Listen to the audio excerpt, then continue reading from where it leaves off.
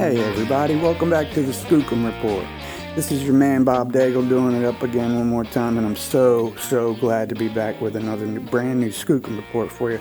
Yo, check this out, y'all. Sasquatch and Edwards Air Force Base surveillance. This is an article written by Doug Trapp, and it's a trip, y'all. Check this out. I'm going to jump right into it here. The sun dropped quickly behind the desert rock piles, revealing a deep red glow to the western sky, as Corey Rudolph and I made camp at the east end of Avenue J in Palmdale one spring night in 1977. We had been visiting the area as often as possible in response to several credible Bigfoot reports in this California desert. To the east was nothing but dark black sky, with thousands of stars and periodic meteors whizzing by. Our objective was twofold. One, to observe all we could during the night, and two, to get away from the Los Angeles rat race. We had been driving through the areas north of the mountains separating the Los Angeles area from the desert in search of clues and people to interview who claimed to have encountered a desert Sasquatch. Through the next 3 years, Corey and I, sometimes myself with my faithful red-tailed hawk, Nixon, we gathered as much information on desert Sasquatch activity as we could. In many cases, the witnesses told very similar tales of large hair-covered man-like apes observed crossing the highway or looking in their windows at their homes, usually after midnight. That's always nice, have somebody come up and big old hair-covered Sasquatch looking in your window at you at midnight, trying to sleep. Good God, y'all, come on. Through these witnesses, we slowly became aware that the military just north of Lancaster, California, at Edwards Air Force Base had been witness to these desert man-beasts for several years. We finally made contact with 3 different military security officers, all of which did not know of the others. They all provided us with information relating to what the Air Force knew about these animals. Now, before I continue with this, I must inform the reader that these 3 men were willing to discuss this with us only because we promised to never reveal their names or ranks. And if we did, they would deny everything. Deny. Because I believe in keeping promises, I will comply with their request, but will refer to them only by their ranks, since I do not believe that their status at the time would indicate or reveal their true identity. Thereby keeping my promise, I will also add that I have spoken to 5 additional ex-military officers who were once stationed at Edwards Air Force Base, and they all claim that what the first 3 revealed was very accurate, and not much has changed there since the 70s. The first man I interviewed was a lieutenant in charge of security in the sector of Edwards Air Force Base near Rogers Dry Lake. He was primarily responsible for supervising the surveillance activity from sunset to sundown from 1972 to 1975, when he was then transferred to Germany. He then later retired after that. This gentleman explained to me that the base security was primarily involved with monitoring for unauthorized entry to the base by curiosity seekers. The base was highly involved with classified secret aircraft testing at the time, and there were many curious people trying to take photos or just see these things. In addition, the base had a very high level of UFO activity, or as he put it, alien spacecraft. In fact, he made it clear that these craft were not from Earth, and that the Air Force knew very little about them. When any unauthorized people or alien craft entered his perimeter, he was to report to the higher command and observe. All of his personnel had top security clearance and were to discuss nothing of what they saw. He further described some of these craft to me, but I was not very interested at the time.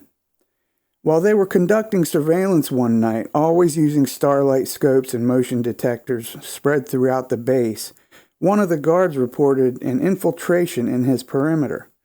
When he asked for details, the guard described a very tall man, but not really a man. Perplexed by such a report, He decided to drive to the location and talk to the guard, perhaps thinking the man had lost his marbles. And when he arrived, a wide-eyed guard met him and repeated his story. The lieutenant began to scan the desert for the intruder and soon spied him, or it. Through the starlight scope, he could clearly see that this was not a man. It was a very tall, hair-covered, ape-like man walking through the desert, and he said the animal appeared to be looking at the desert floor in search of something. The animal was about 500 yards away, but the scope was very powerful and tripod-mounted, so it could be observed very clearly. Both men continued to observe the animal as it wandered around almost aimlessly. He then reported to his superiors of this activity, and he was told to keep the animal in sight. This was no problem as the animal remained in the area. About 5 minutes later, a helicopter was heard approaching the area. Then it was seen coming in fast from the east. They continued to observe the animal, which continued its activity. The helicopter came in over a rock pile. Then the animal spooked. It looked at the helicopter, turned, and ran like a deer around a rock pile and out of sight. The helicopter searched the area but never found the animal, and the two men could hardly believe what they had seen. The next day, the lieutenant reported to the command post of the previous night's activity, and the command told him that these animals had been seen on the base before, and the public knew them as Bigfoot or Sasquatch. The command explained that they were concerned that these animals may be related to alien craft, and that all such reports must remain top secret.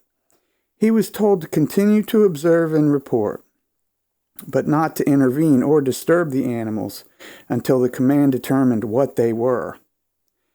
The lieutenant had heard of Bigfoot before, but not in the desert. He had always thought that this was some sort of fable or hoax, but he knew what he saw and now knew that they were real, very real. Through the following years, he and his crew observed the Sasquatches on the base several times, and by 1975 they had sophisticated equipment including video surveillance cameras mounted in key areas.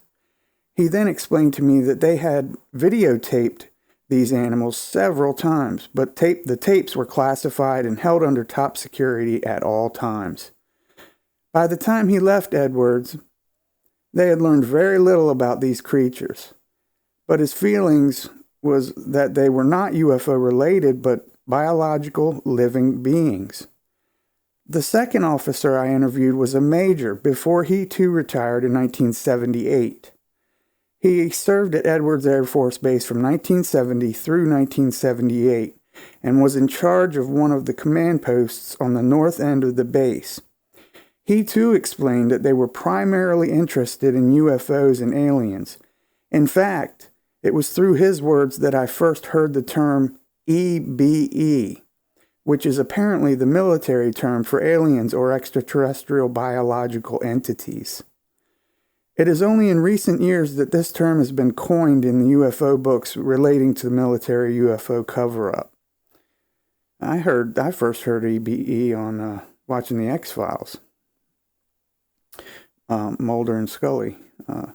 Anyway, in any case, the major confirmed what the lieutenant had told me, but added that these creatures also found their way into the secret underground tunnels that run under Edwards Air Force Base. Although the use and existence of these tunnels were classified, he told me about them knowing that their importance was a moot subject to me.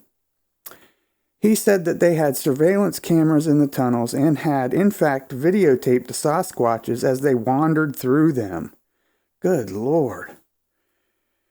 He said that they were not concerned with the Sasquatches on the base because they had learned that they were not related to EBE activity, and that they were certain that they were simply undiscovered animals. When I asked why they had not captured or killed one in order to prove the existence to the world, he returned that they could not reveal anything that happened on the base. He said that if they were to admit that these creatures often wandered around on the base, the public would lose confidence in their ability to keep the base secure.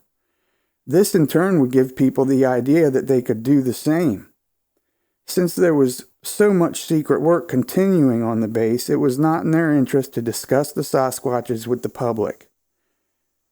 They wanted to keep all the people out, not encourage them to visit in search of Sasquatches.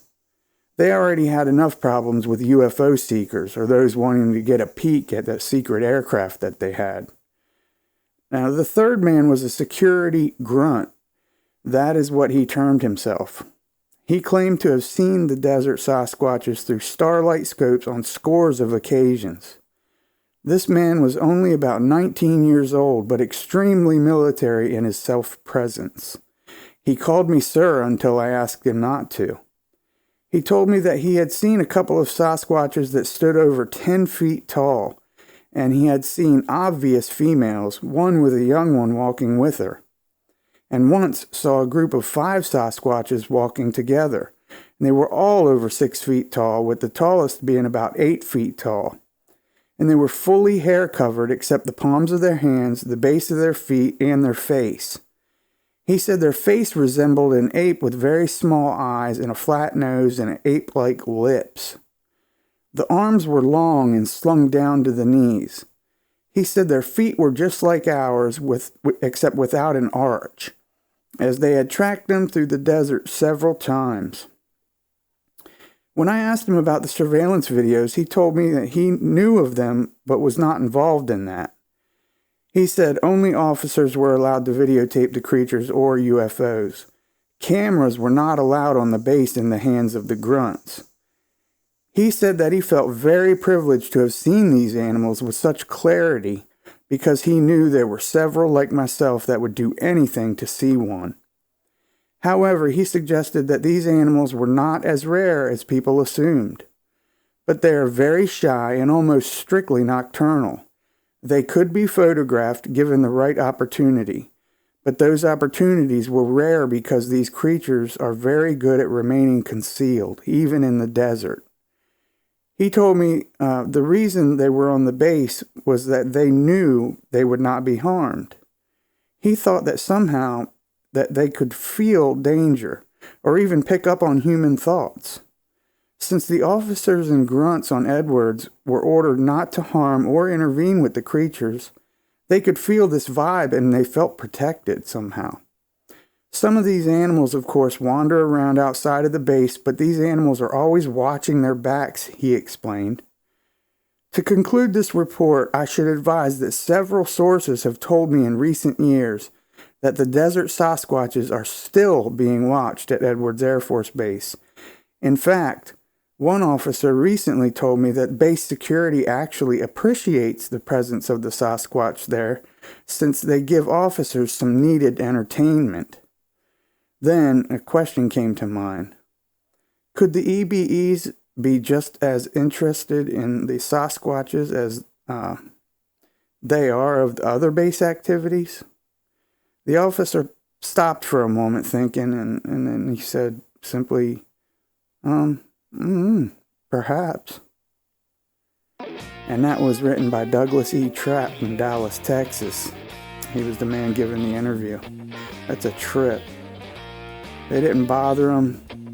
They provided needed entertainment. That's crazy. But they didn't bother anybody. I don't think they're very violent. I think they're just curious. That's my opinion.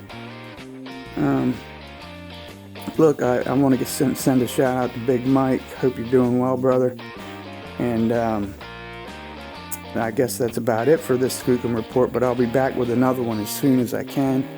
You guys are awesome, and I'm about to hit the 1,000 subscriber mark. I never thought that would happen so fast. You guys are just great, man. I love y'all. And if any of you have seen or had an encounter with a Sasquatch or a Bigfoot and you want to have it on the show here, just write it down in an email and shoot it off to me at skookumreport@gmail.com. That's skookumreport@gmail.com. And I will make sure that I read it on the show for you guys. No doubt about that in my mind. And don't forget to subscribe, hit that like button, and leave a comment. tell me hi, talk to me. I love talking to you guys and meeting so many great people. Again, like I said, you guys are awesome. Y'all keep it real, and I'll see you on the next Skookum Report. And this is Bob, and I am out.